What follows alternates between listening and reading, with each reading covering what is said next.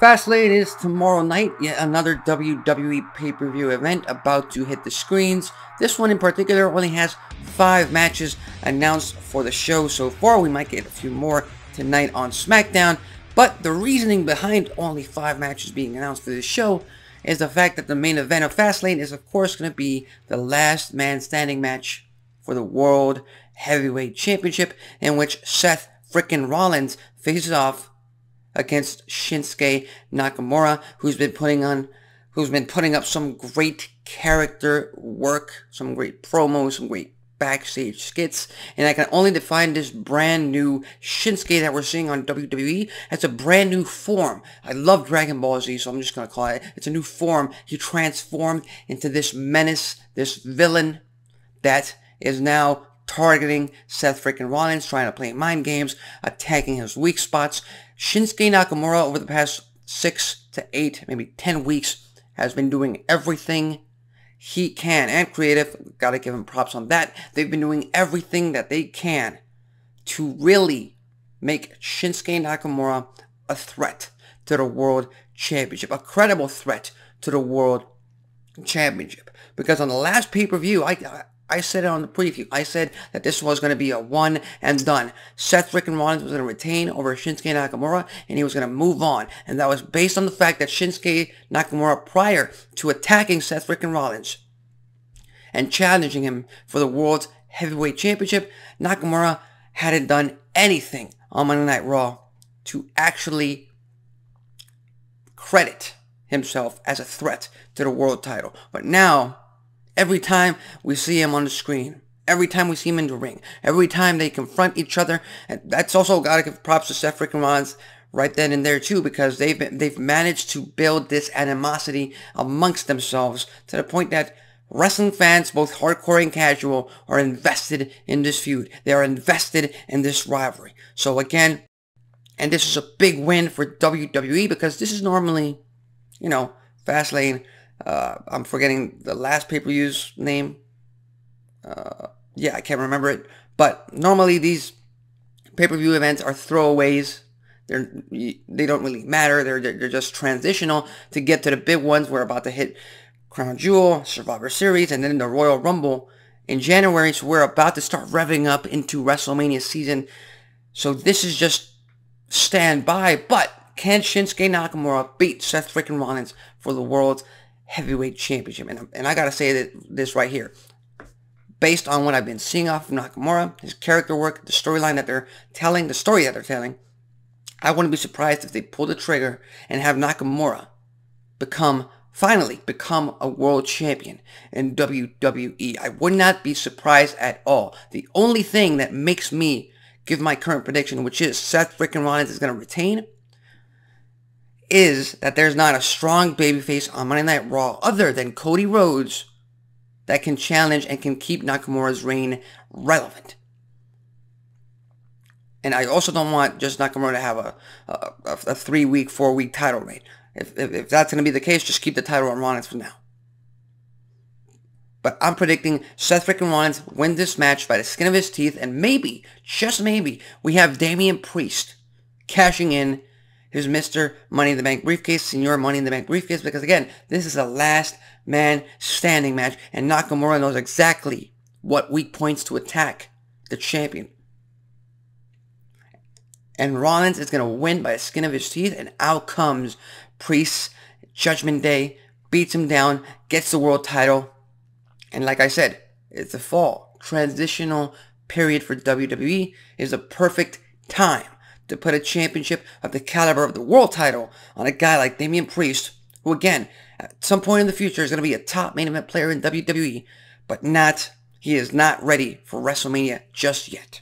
Not a chance. So with that said, I got to give it to Seth freaking Rollins. And if it's not Damian Priest, you have a very, very angry, enraged Scottish warrior, Drew McIntyre, who's about to turn heel. Slow burn, heel turn, building up for the Scottish warrior currently on Monday Night Raw. And that's going to lead him to two scenarios. Either challenge Seth freaking Rollins for the World Heavyweight Championship, because you need that babyface versus heel dynamic in WWE, or He mentioned this on Monday Night Raw.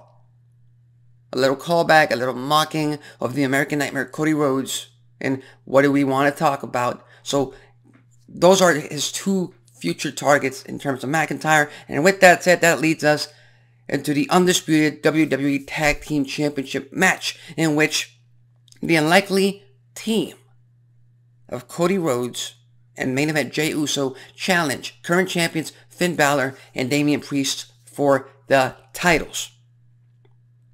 Now, it doesn't matter that Drew McIntyre has pretty much called his shot on Cody Rhodes this past Monday Night Raw. And that's going to come into play. I firmly believe Drew McIntyre is going to cost them the tag team titles. Number one, because he has disdain for main event Jey Uso for what he put him through during his Bloodline days on SmackDown, costing him the WWE Undisputed Universal Championship so many times in the past. That's an obvious one. But again, he's going to target Cody Rhodes, and we need to keep Cody Rhodes busy until WrestleMania season, and a perfect opponent, a perfect roadblock to overcome for the American Nightmare, and to keep him away, as far away as possible from the World's Heavyweight Championship on Monday Night Raw.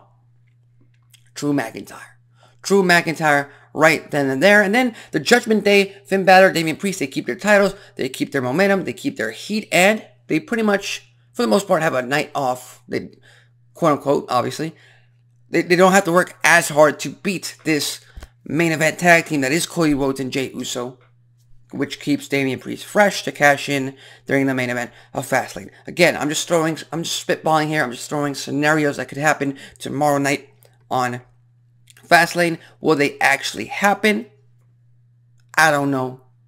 But again, as far as when it comes to sports entertainment, as long as you entertain the fans, the casual fan base, and you give them something of equal entertainment, equal value, I'm good. This is just spitballing here. I'm just spitballing here. And of course, we got the tag team match.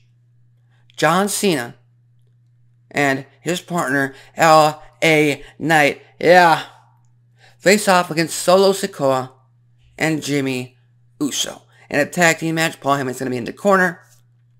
And I'm going to say this right here, right now. There are only two men that can get pinned during this match. And of course, those two men are Jimmy Uso and John Cena. John Cena, the 16-time world champion, the face that used to run the place in WWE. He can definitely get pinned. He hasn't won a singles match since 2018. Granted, he's been a part-timer ever since. He hasn't really competed in too many singles matches since then. But it's a far stretch from the John Cena of the mid-2000s, early 2010s. That was Super Cena. Now it's all about putting L.A. Knight, over, even more over than he already is with the crowd. And again, this is just a transitional tag team match. It's a match to really try to get people to watch this pay-per-view. John Cena is in this pay-per-view. Fastlane, you gotta watch John Cena, and he's tagging with the fan favorite, the megastar. With everybody saying it. L.A. Knight, So, of course, that's an incentive to make people actually want to watch this pay-per-view. But this is all transitional to try to get to the next Roman Reigns championship defense. And there are three possible opponents. And again, the third one is just a current rumor that's happening because it's Crown Jewel. Of course, Reigns has to defend his title in Saudi Arabia. That's been dictated of some sorts into the contracts that WWE has in the Kingdom of Saudi Arabia. Top stars need to appear. But I don't think it's going to be Reigns versus Cena for the title. We already had that at SummerSlam. It's not as enticing. It's not as attractive as maybe, and this might be a little bit too soon, but LA Knight versus Roman Reigns for the championship. To be honest, I would prefer that to happen at the Rumble. That way you keep LA Knight away from the Rumble match. And, you know, fans are going to want, if LA Knight appears in the Royal Rumble match itself, they're going to want to win it. And if he doesn't, which is very likely that he won't, they might hijack the show. That's just how wrestling fans are in general. So keep him away from the Royal Rumble match. Have him challenge for the world title. Have him challenge the Tribal Chief at the Rumble in defeat, of course. But that keeps him in the main event spot.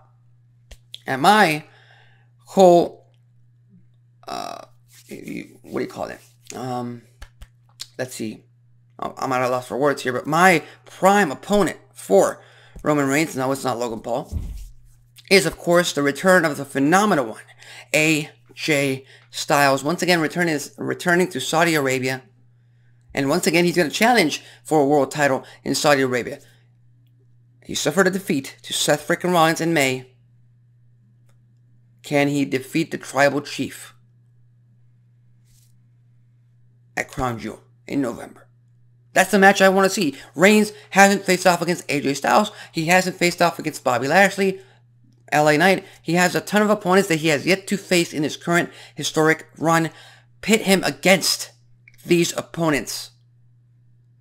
And of course, when Reigns returns, he has to deal with Jimmy Uso and this whole bloodline mess along with Solo Sikoa and Paul Heyman. But for now, Cena and LA Knight win this match. Jimmy Uso gets pinned, which adds even more heat from Paul Heyman, from Solo, from Reigns towards Jimmy Uso, who needs heat, who needs to get booed out the building, of course.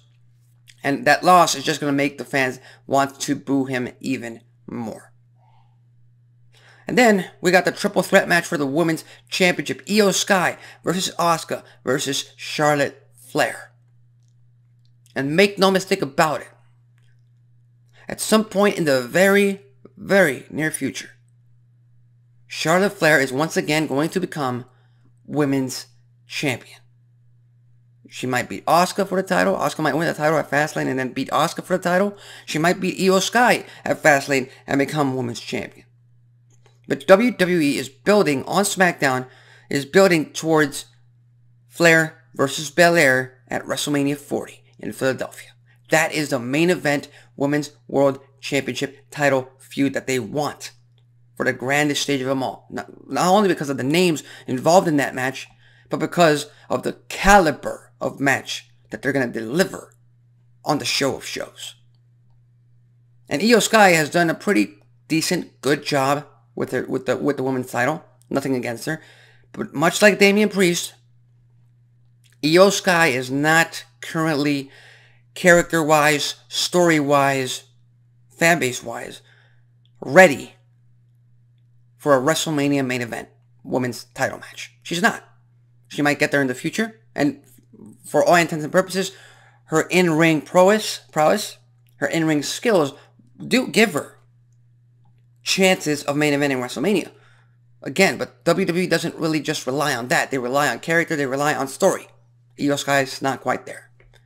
So for this triple threat match, I would love for Io Sky to retain against the triple threat match. So there's a lot of factors going in. You could protect Charlotte Flair, Asuka could get pinned, and then Flair wins it at a big stage like Survivor Series in Chicago, and that leads us into WrestleMania. Charlotte Flair, the 13-time Women's Champion. I don't care if WWE counts the NXT Women's title. I don't count them, because if you don't count them for the men, you don't count them for the women. As simple as that. So with that said, and NXT is developmental anyway, so I'm not going to count it as an actual world title. So with that said, I'm going to give it to Io Sky, retaining the title. She keeps it for a few more weeks, for a few more months, and then at Survivor Series, she drops it to Charlotte Flair. Again, just spitballing here, predictions. That's what this preview show, that's what this show is all about today. And finally, we have a 6-man tag team match. A lot going on in this match, because it's going to be the LWO, Rey Mysterio, Santos Escobar, and one of the two nameless tag team, and I'm just kidding, I love Cruz del Toro and the former man known as Zema Ion in TNA. Fantastic X Division champion back in the day. Now Joaquin Wilde. It's going to be one of them two against the team of Bobby Lashley and the Street Profits. 6-man tag team match. And it might seem like a throwaway tag team match, but there's a bunch of stories going into this 6-man tag team match. Number 1, Lashley is demanding the Street Profits show him something, anything, to keep them in this feud, in this stable. Keep them, quote-unquote, relevant within SmackDown and a part of the brand new, quote-unquote, Hurt Business. Who knows? So Street Profits, we're going to have to see that struggle a bit during this match, and maybe they might actually turn heel during this match, and that's going to be interesting, because Street Profits are one hell of a babyface tag team. And the other story is on the other side. we didn't finish the interaction between Rey Mysterio and Santos Escobar last week on SmackDown because Lashley and the Street Profits attacked, if I'm not mistaken. Or that might have happened a week, 2 weeks ago, I'm not sure. Not entirely sure. It's kind of shady in my head. But make no mistake about it, Santos Escobar will one day turn heel on Rey Mysterio, go after the U.S. Championship. Will it happen at Fastlane? Maybe. I don't know. It's very unlikely. You got to keep the story on one of them at the time. At the moment. And for now, Lashley and Profits, they have to make a firm decision. So I'm going to keep the story on them. But in the very near future, Rey Mysterio and Santos Escobar, that tension is going to maintain, especially with that U.S. title in place. So with that said, I'm going to give the win here to Lashley and the Profits just because I firmly believe, I'm predicting the Street Profits will finally go over the edge and do what Bobby Lashley asks of them. So with that said, those are my predictions for Fastlane tomorrow night on Peacock.